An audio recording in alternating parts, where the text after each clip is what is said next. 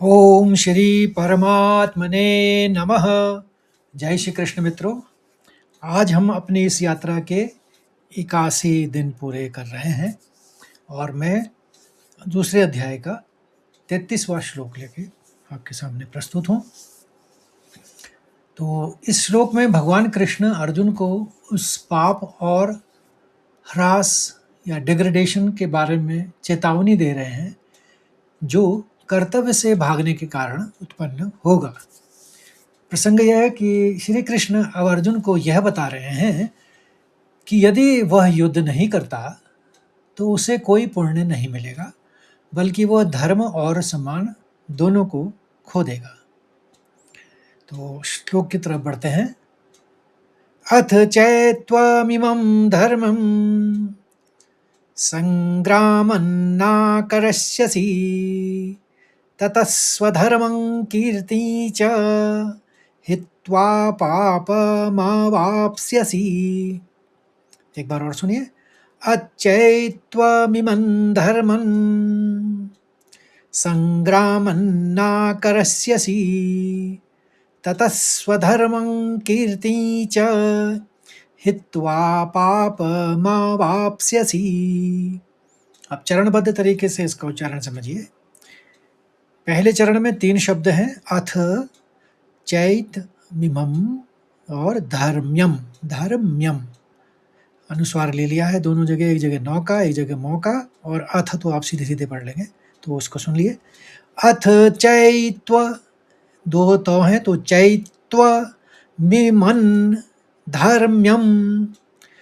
दूसरे चरण को देखिए, 3 शब्द यहाँ पर भी हैं, संग्रामन ना, फिर करश्यसि, करिश बोला, फिर श्यसि। आप इतना आघात का समझने आपको आ रहा होगा, एक ही आघात है वहाँ पर रॉ के ऊपर, तो श निकलेगा, करिष्यसि। संग्रामन्ना करश्यसि।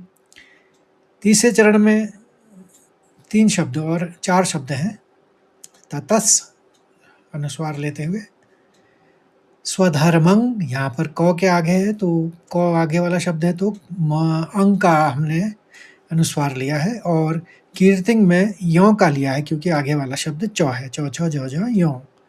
तो इसको इस तरह से उच्चारित करेंगे, ततः स्वधर्मं कीर्ति च। और चौथे चरण में 2 ही शब्द हैं, हित्वा, हित कहेंगे फिर त्वा, हित्वा पापमवाप्स्यसि। यहाँ पर कोई आघात नहीं है तो मवाप्स्यसि, सीधे मवाप्स्यसि, वाप कहा फिर स्यसि बोल दिया। हित्वा पापमवाप्स्यसि। मैं पूरे श्लोक को एक साथ पढ़ता हूँ।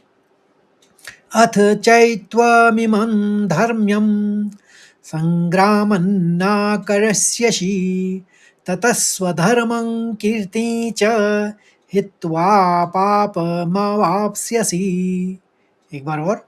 अच्छैत्वमिमं धर्मं संग्रामन्ना करस्यसि ततः स्वधर्मं कीर्ति च हित्वा पापमवाप्स्यसि। अब इसके शब्दार्थ और भावार्थ को समझते हैं।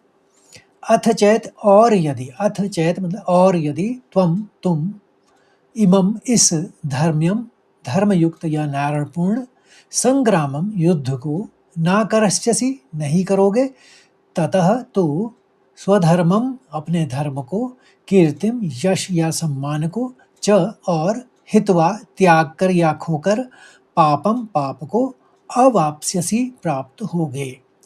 तो सीधा अर्थ इसका ये हुआ, और कृष्ण भगवान कह रहे हैं अर्जुन से, और यदि तुम इस धर्मयुक्त युद्ध को नहीं करोगे तो तुम अपने धर्म और कीर्ति या यश को खोकर पाप को प्राप्त होगे। भावार्थ यह है कि कृष्ण यहाँ बहुत कड़वा सच बोल रहे हैं। एक तो धर्म का त्याग, अर्जुन को चेता रहे हैं। अर्जुन को लग रहा था कि युद्ध ना करना अहिंसा और धर्म है, लेकिन कृष्ण कह रहे हैं कि अन्याय के सामने हथियार डालना अधर्म है। अब दूसरी बात कही उन्होंने, कीर्ति की हानि। अर्जुन एक विश्व विजेता योद्धा है, यदि वे मैदान छोड़ते हैं तो इतिहास उन्हें एक कायर के रूप में याद रखेगा।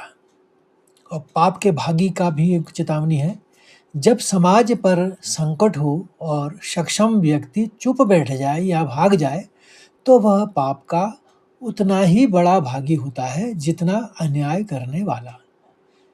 श्री कृष्ण अर्जुन को समझा रहे हैं कि भागना कोई समाधान नहीं है, यह तो और भी बड़ी समस्याओं और कलंका का निमंत्रण है।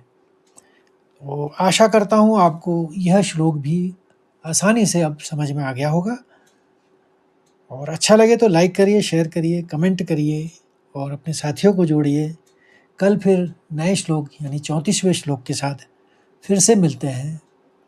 तब तक के लिए जय श्री कृष्ण, राधे राधे।